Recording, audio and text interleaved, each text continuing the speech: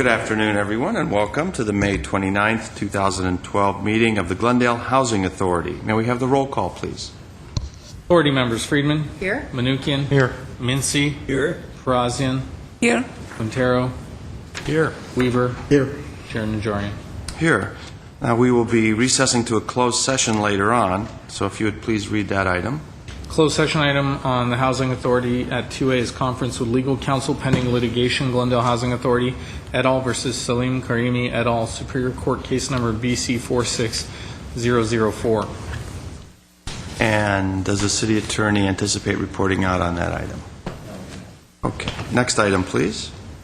Next item will be the reading of our report. The agenda for the May 29th, 2012 regular meeting of the Glendale Housing Authority was posted on Thursday, May 24th, 2012 on the bulletin board outside City Hall.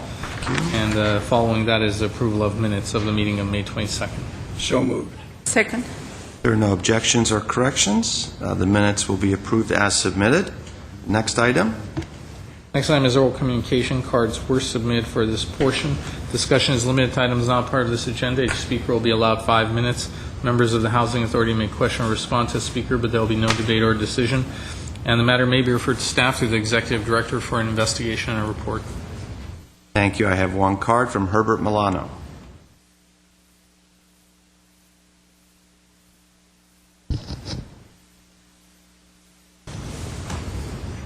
Housing Authority Chair Najarian, members of the Housing Authority and city staff.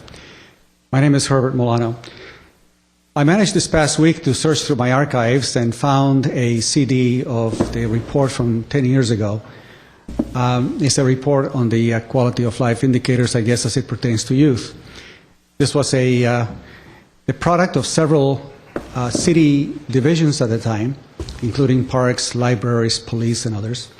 And what I'd like to do is, if I have a couple of minutes, to be able to display some of the key measures that were presented 10 years ago. What I'd like to show is that the objectives that were set out, I think, were pretty clear. The level of effort that was made by the city staff was diligent in many ways in terms of its comprehensiveness. When was this? I'm sorry. When was this originally? It started in 2001. It was completed and submitted in 2002. Thank you very much. So here it is. This is the City of Glendale's Youth Strategy Report, a joint presentation by Community Development, Libraries, Parks and Recreation, and Police. Okay, let's see if I can get this. It's not working? Go ahead. Okay. The goals were to respond to the Council's desire to better meet the needs of youth and their families, continue to implement the effort to coordinate youth services citywide, develop a directory of city-provided youth programs and services, propose appropriate city roles and overall strategy, and associated directions to address youth needs. And I want to emphasize this, an overall strategy. As you all know, I have been coming here for many years now, at least 500 times through all of my meetings that I've made presentations. And the underlying concept of these presentations that I come to speak about have to do with how do we address the needs of the community that are, to a great extent, in need of the greatest attention and resources of the city. So this strategy report reviewed the community, created a needs assessment, it inventoried the current city-provided youth services, and developed the city roles. But what happens since then? Well, definitely we never executed a strategy. And I want to jump, due to our time constraints, to slide number 18, where we have a city spending on youth services. There's your pie. City spending on youth services, let's see at the bottom, is 1% of total city budget, or 2.5% of the general fund. At the time, the percentage of youth in Glendale, 17 and under, is 22%. So youth make up 22% of the city's population, and only 1% of the overall overall budget of the city. A strategy is defined. Individuals within the city's organization are interested in taking the strategic objectives, create specific goals to make it happen, and really very little happens. And oftentimes very little happens because what is missing oftentimes are the funds. And that has been my argument for the past 10 years. The fact that the level of impact that salaries and pensions and benefits have had has been so severe that it gets very little money available and left to really coordinate a major citywide strategy to solve the problems of youth and families at risk. I have to go back to when I was in college in the 1970s to think back about the reports I used to do on the causes of poverty and gangs. And I visited, as part of my classes, several of the youth authority prisons and so on. And I always ask myself the question, why is it that we can never seem to get a hold of this problem? When I see a child being pushed, by a mother that I know is probably not well off financially, I ask myself, what are the possibilities of that child to grow up, finish high school, and be a productive member of society? There are children born today that are going to be in gangs in 10 years, 15 years from now. What are we doing about that potential problem at this time? And those problems need to be addressed, and who will? The county is not going to do it. The state is not. Federal government indirectly. It's your purview. It's here. It's where you see the problems firsthand, and you have the opportunity to address it.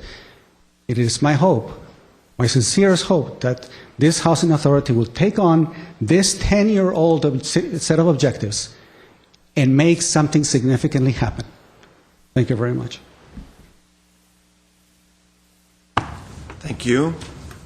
We do have one other card from Richard Espiritu.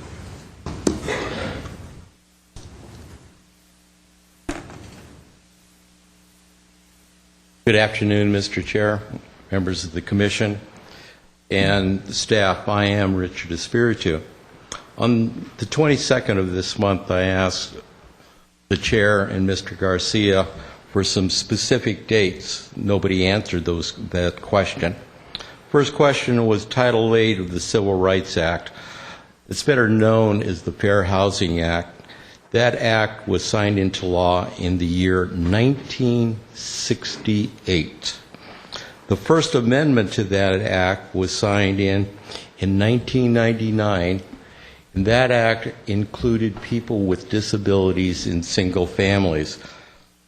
The Americans with Disability Act was signed into law in 1990, but did not go into effect until 1994 because the government decided they needed to have the ADA site survey completed. That was supposed to be completed in 1994.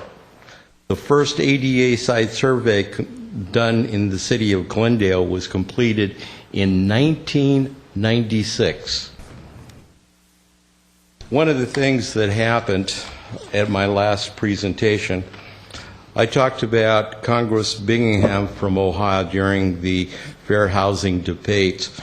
He stated once again that any person who, under the color of any law, statute, ordinance, I repeat the word ordinance, regulation, or custom is subject to discrimination, and it is unconstitutional. I have been coming, like Mr. Milano, in front of this commission and the City Council since the year 2002. I have been addressing the issue of the Americans with disability time and time and time again. Things have changed. The agendas now have the ability to talk about the Americans with disability, but our bathrooms haven't been changed. The ADA site survey that was done back in 1996 stated a whole plethora of deficiencies. When they redid it in 2008, the same deficiencies were there. I have decided, now that my mother has passed away, to take matters into my own hands. Within the next 30 days, I will be filing a complaint with the Department of Justice regarding the lack of ability for the City of Glendale to comply with the Americans with Disability Act and the Fair Housing Act. And I'm going to ask the Department of Justice to put in force Section 3 of the executive order that was signed 11/20/62. That executive order is 11/063, and I'm going to ask them to actually enforce Part 3, their enforcement code. I've talked about this in the past, and I'm going to give a copy to Mr. Ochoa. I don't know if you've ever had the opportunity to put up with 11/063 in the past, but I want to give you a copy.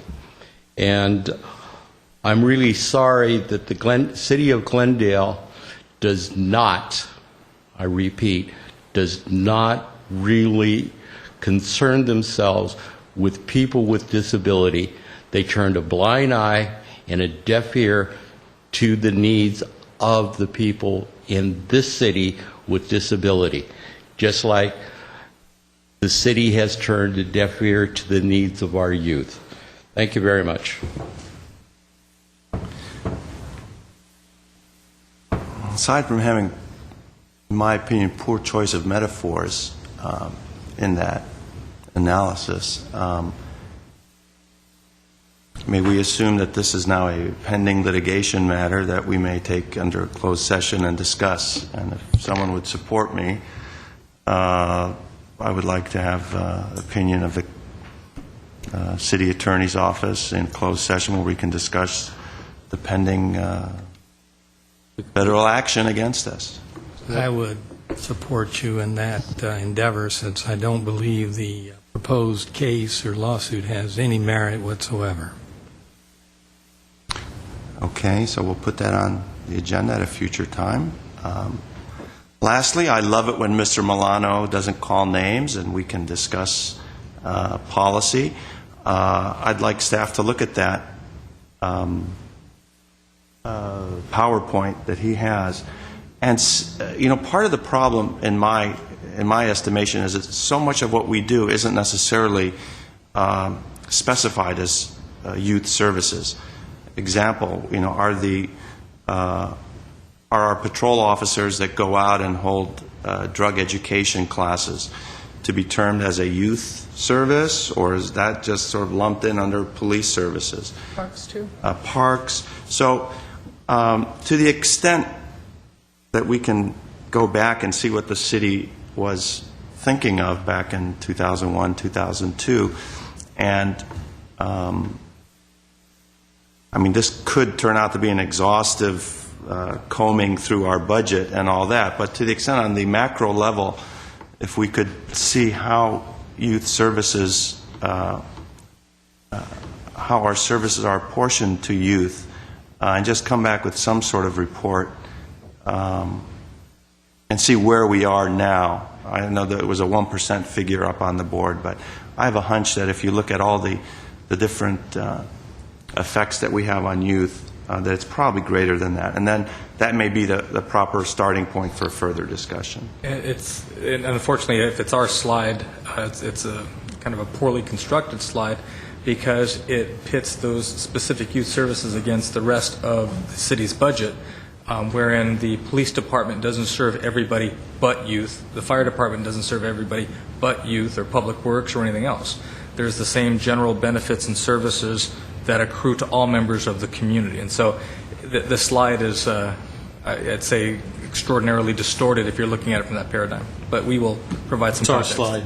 And it's our slide. Right. So that's why I say it's a poorly constructed slide. I can't take exception with the speaker on that. Right. So I suggest we take another look at that and see where that falls, and let Mr. Milano get a heads up on where the numbers are falling before it's actually presented, so we can have a policy discussion at the highest level. Mr. Quintana. Which is also to follow through with the city manager's thought. It's also true of our library system. It's true of the Verdugo Job Center and the Glendale Youth Alliance. It's true of Parks and Recreation. It's true of the programs that are run by the police department. So, yeah, I'm looking forward to receiving the information. Mr. Weaver. That report was generated after I attended a youth conference in Minneapolis, Minnesota, with a large contingent of city staff. And I think it was about a week conference, and that report was generated when we came back. Okay, very good. Maybe we can put you as point man on this, since you Oh, sure. were around when it happened, and perhaps understand how the reports were I generated. remember nothing. I think Le- it's perfect. It would be perfect. 11 years ago. I have no other cards for oral communications. We'll close that section. We have no business agenda. Are there any authority member or staff comments? Is there a motion to recess? Well, we don't need a motion to recess. We will recess.